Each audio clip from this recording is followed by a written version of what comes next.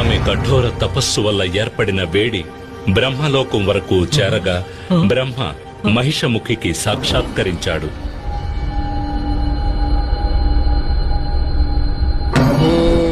బ్రహ్మదేవాయ నమః. మహిషముఖి, నీ తపస్సుకు నేను ప్రసన్నుడనైనాను. కళ్ళు తెరు. ప్రణామం చతుర్ముఖ.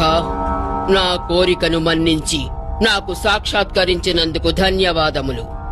మంచిది మహిషముఖి, నీకు ఏం వరం కావాలో కోరుకో. ఓ బ్రహ్మదేవా, దేవతలకు వలనే నాకు కూడా మరణం ఉండకూడదు. అటువంటి వరం అసాధ్యం మహిషి. మరణాన్ని ఎవ్వరూ తప్పించుకోలేరు.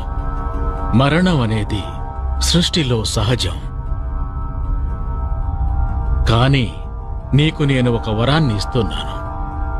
నువ్వు ఎలా ఎవరి చేతిలో మరణించాలి